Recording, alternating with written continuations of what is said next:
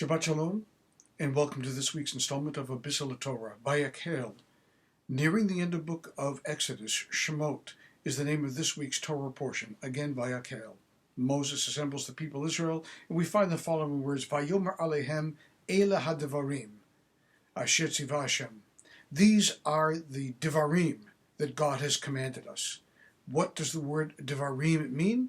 These are the things or the words that God has spoken to us. Well, which is it? Is it things or is it words? Well, let's think back a few weeks when we had the 10 Commandments. And as you remember, the 10 Commandments in Hebrew are not called the 10 Mitzvot. They're called the Aseret Devarim, the 10 items or the 10 utterances. Items, things, or utterances. It can mean either one. Diber is to speak. Davar is a thing. They have the same root.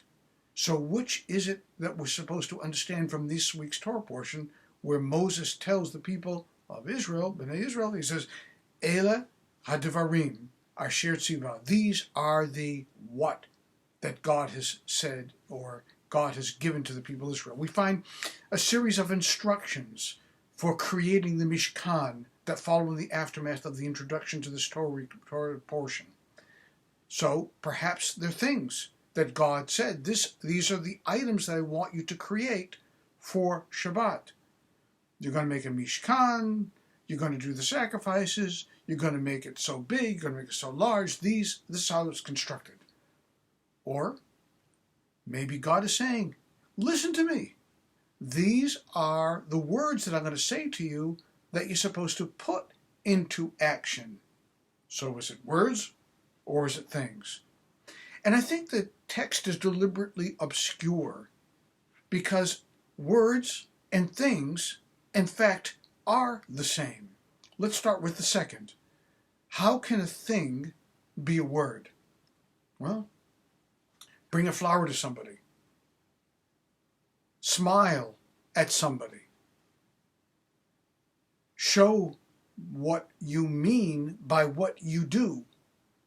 That's Shabbat, isn't it? And that's why we're talking about Shabbat. Shabbat is all about our behavior, how we create the sacredness of Shabbat by being in time, 24 hours, that we self-create that separates us from the workaday world.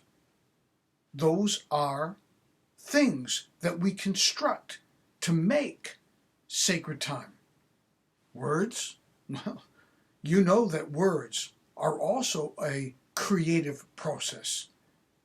Words create reactions in people. The way that we use words appropriately, the way that we use words inappropriately, make a response in the other. So things and words, in fact, are the same. And if we don't get that message clearly from this week's Torah portion, get it from the outset of the book of Genesis, where God creates the world and everything in the world with Devarim, with words. Again, words transmute themselves into things. That's why words are holy. That's why when we pray to God, we use special words. That's why when we speak to people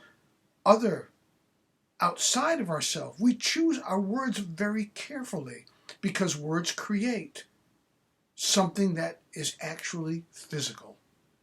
So what is it?